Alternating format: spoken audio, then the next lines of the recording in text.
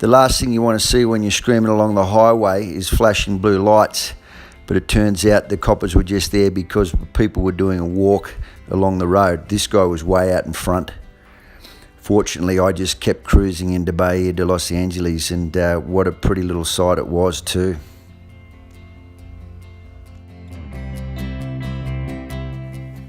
Well, I made it up early today, and the plan is to ride from here, Bahia de Los Angeles, to a place called Arco, which is about 100 miles south of here.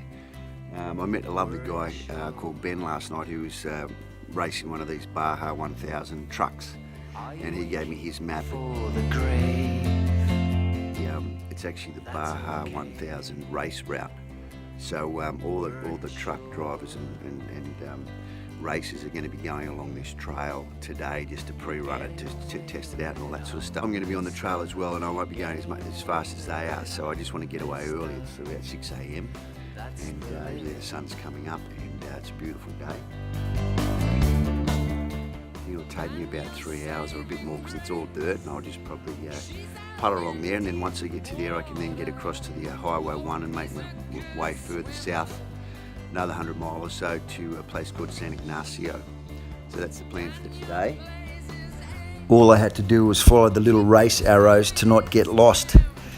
And it was such a beautiful, beautiful morning that I was stopping to take some photos.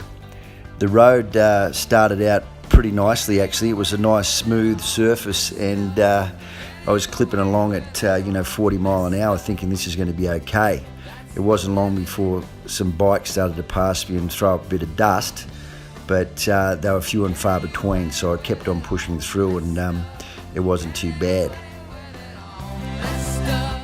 Of course, it was too good to be true, and it didn't take long before the road conditions started to deteriorate, and it became a bit more challenging keeping the bike upright as I was cruising along, but I had no choice but to keep going. Well, they're all starting to come through now, racing, so it's pretty bloody dangerous because I can't see them or hear them, and just looking at the wing mirrors is dangerous enough, taking your hands off the bars.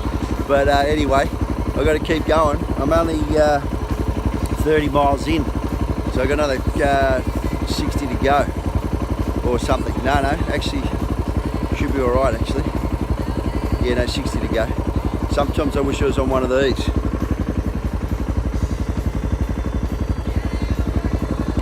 Plane's a better option, but not as much fun. I kept following the signs and hoped for the best. When I did manage to find a place to pull over and have a breather, I just looked around in complete awe at the beauty of this place where I was.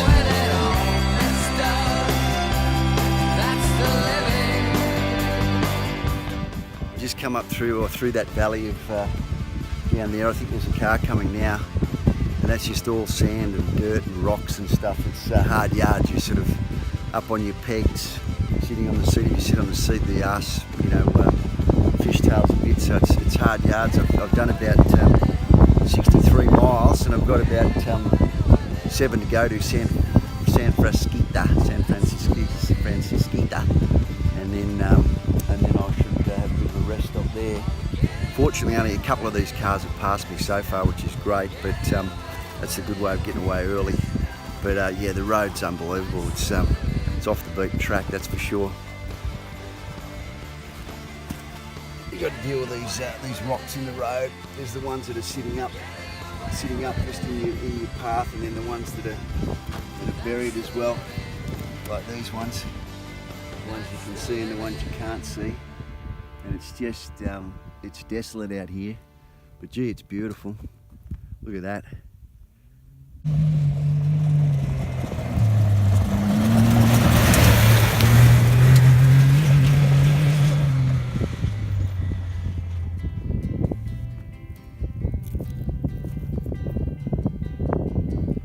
Wow, you can see what happens when those things go by. You just get a face full of dust.